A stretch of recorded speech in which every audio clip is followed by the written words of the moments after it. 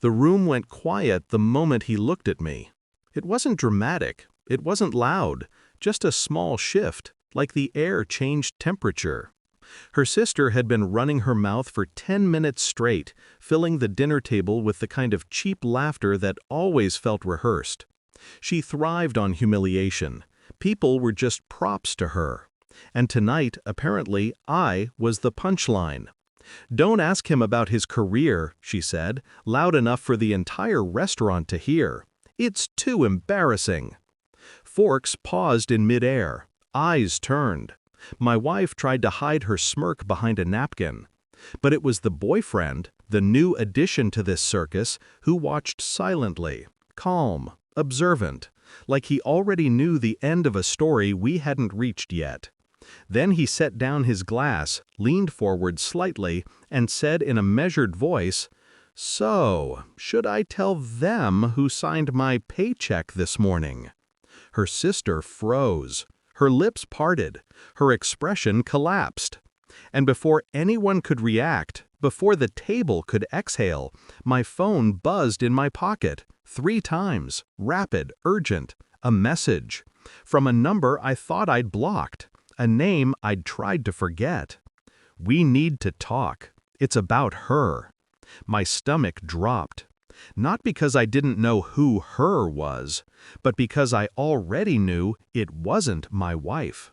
The message came again, another buzz, then another. I excused myself quietly, ignoring the eyes that followed me out of the restaurant hallway.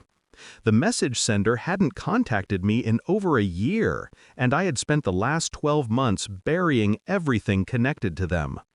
But secrets don't die. They circle. They wait. When I opened the message, the first line knocked the air out of my lungs. "You deserve to know who she's been with." My heartbeat slowed, painfully controlled.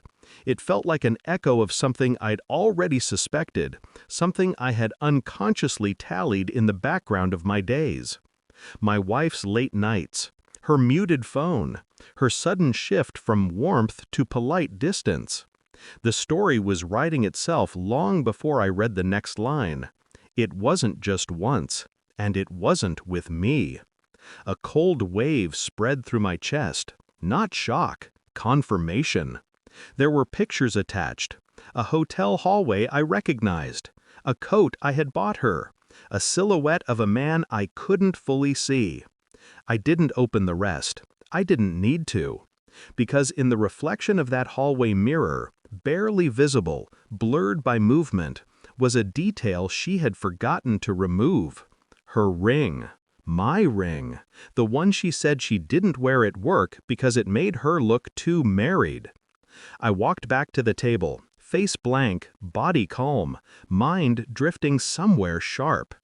And her sister, still pale from the boyfriend's remark, didn't say another word. But my wife looked at me, really looked at me, and something in her eyes tightened, as if she sensed a shift she couldn't name. I didn't confront her, not then, not ever, not directly.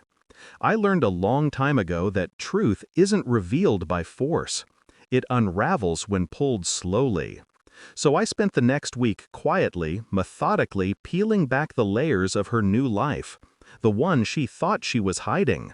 Phone records, location logs, bank statements, names that linked to hotels, to private transactions, to little breadcrumbs of deceit she assumed I'd never find. I followed each thread with the precision of someone who has already been emotionally wounded beyond reaction. She cooked dinner. We watched shows.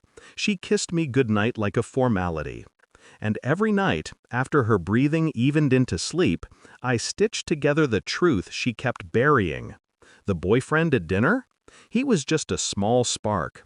The real fire was somewhere deeper. A coworker, a supervisor, someone who had been in our house twice. Every discovery was quiet. Every revelation was logged, saved, documented. And not once did I raise my voice or ask a question. Because anger is too loud, and I needed silence. The final proof arrived in a thick envelope, No return address, no signature. Inside was a printed email thread, date-stamped, undeniable. Her words, not guesses. Her promises, not suspicions. Her plans, not mistakes. In one message, she wrote, "He's too predictable. He'll never see it. We just need a little more time." Predictable. I sat at our kitchen table for a long moment, staring at those words. Then I called her into the room and slid the envelope toward her. No speech, no accusation, just evidence. Her face whitened the same way her sisters had at the restaurant. Maybe betrayal is genetic. She opened the papers with trembling fingers, read, reread, began to shake. "When did you... how?" I didn't respond. Silence is a scalpel. It slices deeper than shouting ever could. That night, we met her family again for dinner. The same restaurant, same table. She arrived hollow, barely breathing. Her sister resumed her usual smugness, someone desperate to reclaim lost territory. "So," she said, "are we avoiding sensitive topics again?" The boyfriend looked at me across the table. Calm. Knowing. "This time," I answered. "No," I said quietly. "Tonight, we talk about truth." I placed the envelope in the center of the table, just far enough for her sister to lean in, just close enough for everyone else to see the first damning line at the top. My wife's name, her words, her affair. Her sister's smirk vanished. Her mother gasped. Her father looked away. And my wife? She broke without sound. Her sister tried to defend her. Her father tried to calm everyone. Her mother cried into her napkin. But I didn't stay for the rest.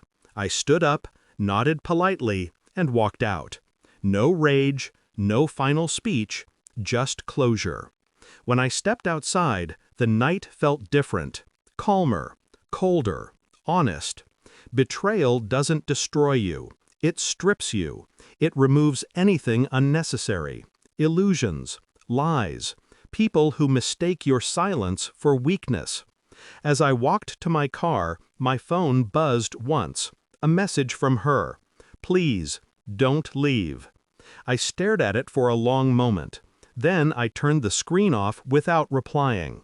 Some endings don't need words, and some people don't need explanations. Only distance, only silence, only truth.